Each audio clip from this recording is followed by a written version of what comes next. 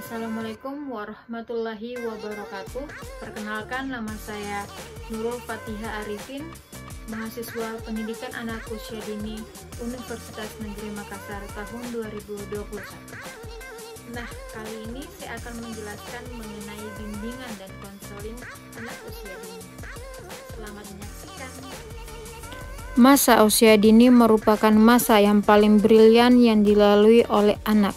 Hal tersebut dikarenakan pada masa ini anak dapat belajar segalanya dalam waktu yang relatif singkat. Untuk itu tidak salah jika pada jenjang pendidikan anak usia dini disebut sebagai periode keemasan atau golden age. Kemandirian anak usia dini. Pada usia anak mencapai 2-3 tahun, tugas utama perkembangan anak adalah untuk mengembangkan kemandirian. Kebutuhan untuk mengembangkan kemandirian yang tidak terpenuhi ada usia sekitar 2-3 tahun akan menimbulkan terhambatnya perkembangan kemandirian yang maksimal. Kemandirian bukanlah keterampilan yang muncul tiba-tiba, melainkan perlu diajarkan kepada anak. Tanpa diajarkan, anak-anak tidak akan tahu bagaimana mereka harus membantu dirinya sendiri. Kemampuan membantu diri sendiri itulah esensi dari karakter mandiri. Kedisiplinan anak usia dini. Mendidik kedisiplinan pada anak merupakan proses yang dilakukan oleh orang tua dan guru sepanjang waktu. Oleh karena itu, disiplin harus dilakukan secara kontinu dan istiqomah. Disiplin sangat penting artinya bagi anak. Oleh karena itu, disiplin harus dibentuk secara terus-menerus pada anak. Ada 3 unsur kedisiplinan, antara lain pembiasaan, peraturan, dan hukuman. Faktor internal ini terdiri dari 2 kondisi, yaitu kondisi fisiologis dan kondisi psikologis. 1. Kondisi fisiologis yang berpengaruh antara lain keadaan tubuh, kesehatan jasmani, dan jenis kelamin. 2. Kondisi psikologis. Meskipun kecerdasan atau kemampuan berpikir seorang anak dapat diubah atau dikembangkan melalui lingkungan.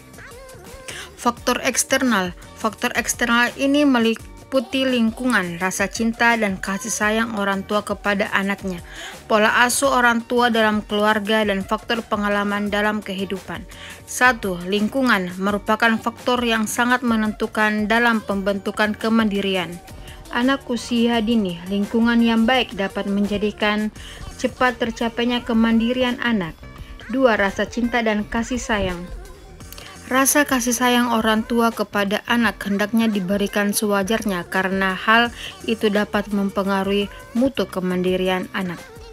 3. Pola asuh orang tua dalam keluarga. 4. Pengalaman dalam kehidupan. Interaksi anak dengan teman sebaya di lingkungan sekitar juga berpengaruh terhadap kemandiriannya. Begitu juga pengaruh teman sebayanya di sekolah. Pentingnya layanan bimbingan dan konseling di pendidikan anak usia dini. Bimbingan dan konseling untuk anak usia dini diartikan sebagai upaya bantuan yang dilakukan guru terhadap anak usia dini agar anak dapat tumbuh dan berkembang secara optimal serta mampu mengatasi permasalahan-permasalahan yang dihadapinya. Keberadaan bimbingan dan konseling di pendidikan anak usia dini sangat dibutuhkan, mengingat banyaknya perilaku bermasalah yang dihadapi anak yang perlu memperoleh bantuan untuk penyelesaian. Tujuan utama penyelenggaraan bimbingan dan konseling di PAUD adalah mengantisipasi atau mengambil tindakan preventif munculnya perilaku bermasalah.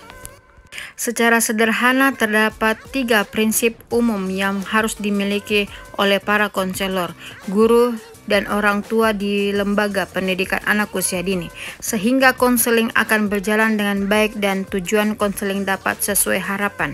Pertama, menawan hati. Menawan hati dalam konseling adalah kemampuan guru atau orang tua dalam memikat perasaan atau emosi anak didik, khususnya yang sedang bermasalah. Prinsip kedua, bagi guru dan orang tua sebagai konselor bagi anak-anak di lembaga pendidikan anak usia dini adalah kemampuan bersikap tenang dalam menghadapi berbagai persoalan anak.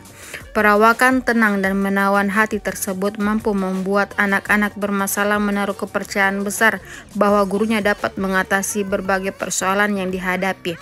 Perawakan tenang mampu mencitrakan diri di hadapan anak-anak bahwa dirinya adalah guru pendidikan anak usia dini yang hangat, menawan hati dan tangguh.